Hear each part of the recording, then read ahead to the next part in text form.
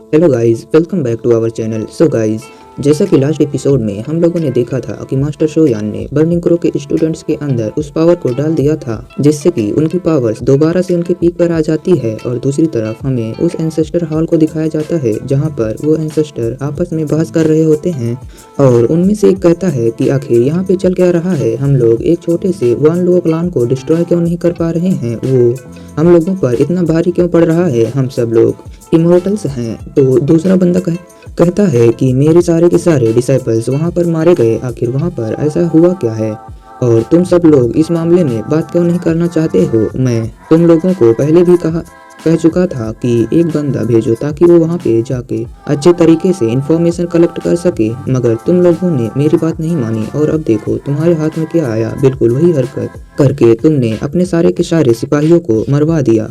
और सुनने में आया तो यह है कि डीमन विलेज को अचानक से वो कहता है कि तुम्हें क्या लगता है कि वो सब लोग बेवकूफ़ हैं।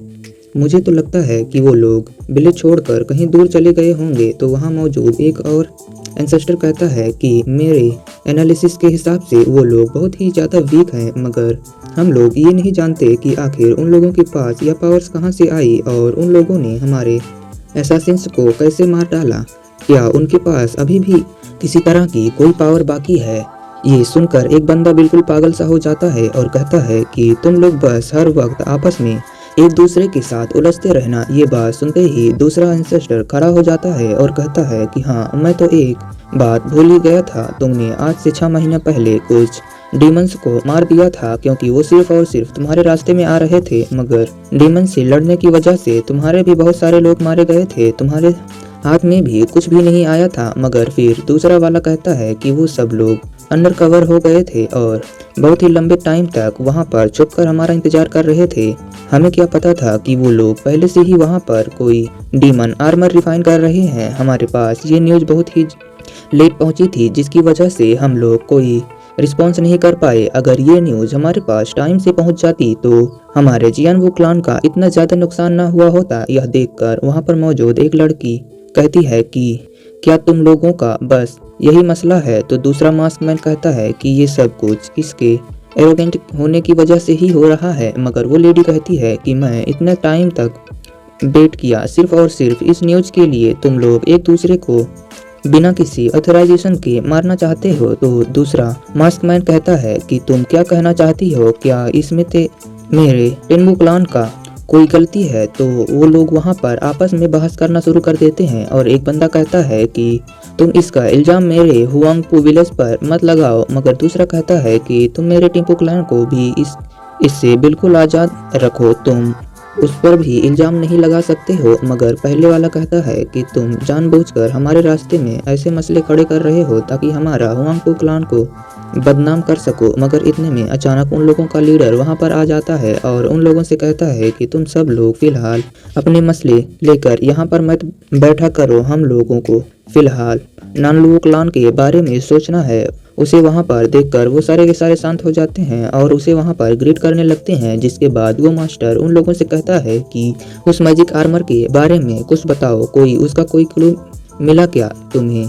तो वो लोग कहते हैं कि हमें कुछ मैजिक आर्मर्स एक माइन के अंदर मौजूद थे, मगर उस माइन को भी किसी ने डिस्ट्रॉय कर दिया है। उसके पीछे का क्या रीजन था हमें अभी तक मालूम नहीं पड़ा है। तो वो लेडी कहती है कि हमें भी नहीं मालूम कि आखिर वहाँ पर गया कौन था और किसकी वजह से वो माइन पूरी तरीके से डिस्ट्रॉय हो गया। मगर उसका मास्टर कहता है कि इससे कोई फर्क नहीं पड़ता कि उसे किसने डिस्ट्रॉय किया है, हमें बस अब ये करना है कि सबसे पहले उस डेविल मास्टर को ढूंढना है जिसने वो मैजिक आर्मर बनाया था। वो लोग हमारे लिए बहुत बड़ा सरदर्द बन सकते हैं, इसीलिए हमें उन्हें अपने रास्ते से हटाना भी होगा। उन्हें ढूंढो, चाहे उन्हें ढूंढने के लिए तुम्हें कुछ भी क्यों ना करना पड़े।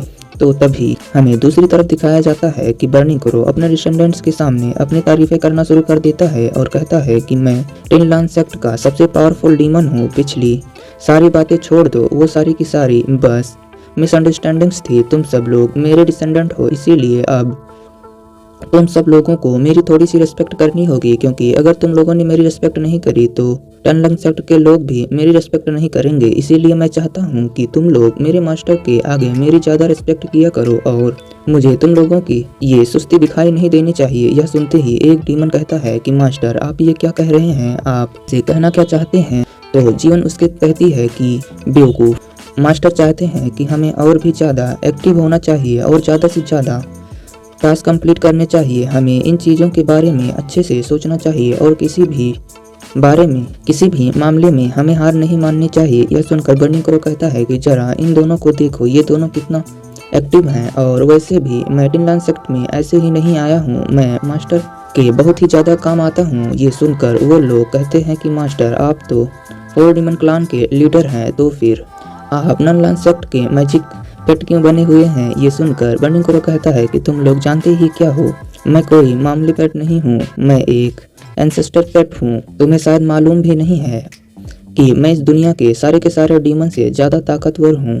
सिर्फ अपने एंसेस्टर के साथ रहने से ही मुझे वो सब कुछ मिल जाएगा जो कि मैं अकेला खुद से हासिल नहीं कर सकता हूँ। और तुम लोग पहले ही मेरे मास्टर की पावर्स को देख चुके हो कि वो कितने ज़्यादा पावरफुल हैं, और तुम लोग फ्यूचर में देख लेना कि मैं कहाँ पहुँच जाऊँगा। तुम लोग मेरे डिसेंडेंट होने पर भी नाच करोगे। ये सुनकर वो सब लोग बहुत ही ज़्यादा खुश हो जाते हैं और अपने मास्टर के आगे झुक जाते हैं, जिस पर बर्निंग क्रो कहता है कि बहुत ही अच्छा, तुम लोगों को मेरी बातें समझ में आ गई। क्या तुम लोगों को मालूम है कि मास्टर इस वक्त कहाँ चले गए हैं। वो तो मास्क मैन कहता है कि मैं जानता हूँ वो कहाँ गए हैं। असल में मास्टर के साथ मौजूद उस खूबसूरत लड़की ने मुझसे पूछा था कि मैं किसी ऐसी जगह जा रहे हैं जहाँ पे उन्हें काफ़ी अच्छी टी मिल सके, इसीलिए मैं उन्हें ऐसी अलुओं के बारे में बता दिया था। क्या आपको लगता है कि मैंने उन्हें सही जगह के बारे में बताया है, क्योंकि मुझे वहाँ का चाय बहुत ही अच्छा लगता है। मगर वो लड़की कहती है कि ज्ञानसिया लाओ तो एक डीमन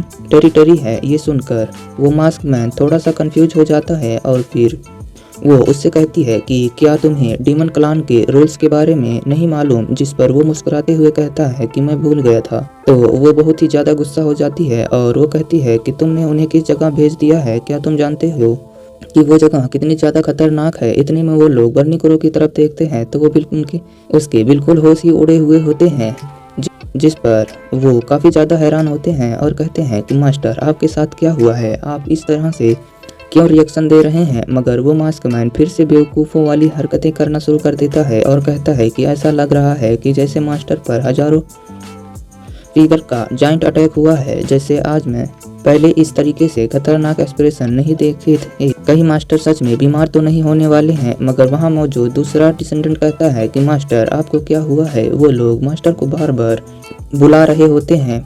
अचानक से बर्निंग क्रो वहाँ पर उदास हो जाता है और कहने लगता है कि मेरा तो सब कुछ बर्बाद ही हो गया, अब मैं कहीं का नहीं रहूँगा। मास्टर आप मुझे अपने साथ लेकर क्यों नहीं गए। ये कहकर वो रोना शुरू कर देता है और बच्चों की तरीके से हरकतें भी करने लगता है। और दूसरी तरफ हमें मास्टर शोयान को दिखाया जाता है जो कि डीमन क्लान में जाते हैं। तो उन लोगों के सामने एक छोटा सा टावर होता है, जिसे देखकर वो लोग कहते हैं कि चलो यहाँ पर जाकर देखते हैं। और फिर हमें उस टावर के अंदर का सीन दिखाया जाता है जहाँ पर एक खूबसूरत लड़की होती है और वो कुछ लोगों से अपनी तरफ से इम्प्रेस करने के लिए कुछ गिफ्ट्स दे रही होती है। और उन्हें एक बंदा कहता है कि मेरा इमोर्टल सेक्ट वो इस तरीके से छोटे मोटे ट्रेजर्स तो आसानी से अफोर्ड कर सकता है। जिस पर वो लड़की खुश होते हुए कहती है कि आप सच में बहुत ही अच्छे हैं, मगर हमें इस तरह के ट्रेजर्स की ज़रूरत नहीं है। जिसके बाद वहाँ मौजूद एक डिसाइपल कहता है कि आपको यह मेरा स्पिरिचुअल एनर्जी वाला तेलिस्मान बहुत ही ज़्यादा पसंद आएगा, आप ये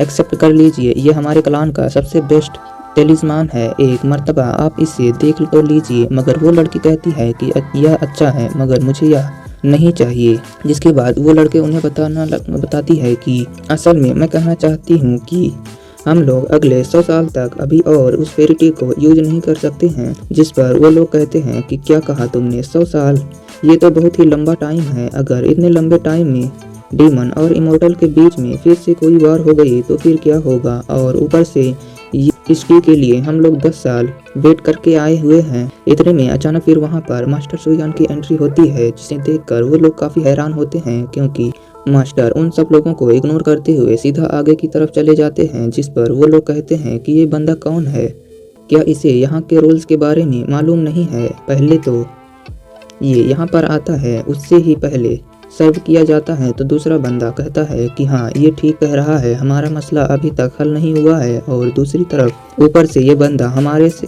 आगे जाकर खड़ा हो गया है। इतने में सानियन उस लड़की से आकर कहती है कि क्या हमारे लिए तुम चाय का बंदोबस्त कर सकती हो? ये सुनकर वो बिल्कुल हैरान हो जाती है और कहती है कि क्या मैंने सही सुना, ये मुझसे चाय मांग रही है? वो सब लोग हैरान हो जाते हैं और कहते हैं कि ये बंदा यहाँ पर चाय पीने के लिए आया है, लगता है कि शायद हमारे यहाँ पर होने का कोई भी फायदा नहीं है, इसे तो किसी से भी कोई फर्क नहीं पड़ रहा। मुझे पूरा यकीन है कि यह बंदा किसी भी फैमिली से नहीं होगा। मगर दूसरी तरफ मास्टर शोयान उन लोगों के सामने जाकर बैठ जाते हैं, जिस पर वो लोग कहते हैं कि कहीं ये बंदा किसी लैंडलॉर्ड की पोजीशन पर तो नहीं है। इतने में हमें अचानक से वहाँ पर वही सिबलिंग ब्रदर एंड सिस्टर दिखाई देते हैं, जो कि उसी रेस्टोरेंट पर पोछा मार रहे थे। वो लड़का देखता है कि नीचे कुछ शोर हो रहा है, तो वो एक जगह से झांक कर देखता है कि नीचे उसे कुछ दिखाई देता है कि वहाँ पर तो मास्टर शोयान बैठे हुए हैं। तो वो कहता है कि ये तो वही है। वो अपनी सिस्टर से कहता है कि जल्दी से यहाँ पर आओ। तो उसकी सिस्टर फौरन से उसके पास आ जाती है और वो लोग नीचे झांक कर देखते हैं तो उन्हें पता चलता है कि मास्टर शोयान वहाँ पर आ चुके हैं। और वो लोग कहते हैं कि ये बंदा तो उसी डीमन बर्ड के साथ ही है, मगर ये यहाँ पर क्या करने के लिए आया है? तो वो लड़का कहता है कि सिस्टर, मुझे लगता है कि यह जगह कोई मामूली जगह नहीं है। अगर यह लोग यहाँ पर आए हैं तो इसका मतलब है कि यहाँ पर कुछ बहुत बड़ा होने वाला है।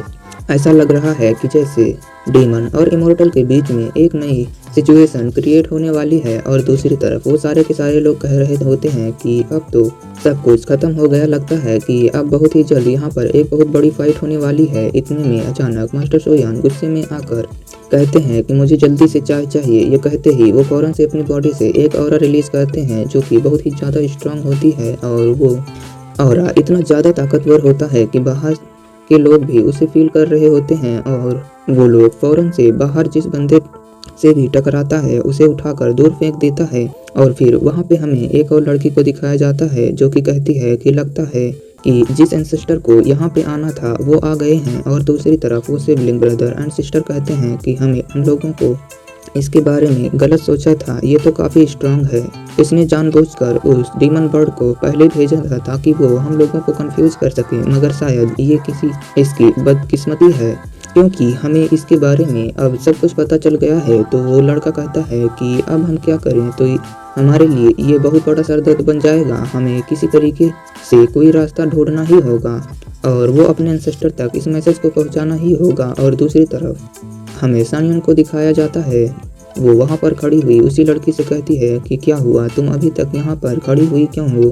तुम्हें मालूम नहीं है कि हम लोग यहाँ पर चाय पीने के लिए आए हैं? इतने में मास्टर शोयान जैसे ही पीछे पलट कर देखते हैं तो उसे वहाँ पर एक बहुत बड़ा पेड़ नजर आता है। वो उसे कोई खास पेड़ लग रहा था, जिसके बाद अचानक से वो सानियन से कहते हैं कि मुझे ऐसा लग रहा है कि शायद अच्छी वाली जो चाय है वो वहाँ ऊपर मिलेगी। तो ऊपर से आवाज़ आती है कि अगर तुम्हें अच्छी चाय पीनी है तो तुम ऊपर आ जाओ। यह सीन दिखाते ही यह एपिसोड एंड हो जाता है। Thanks for watching.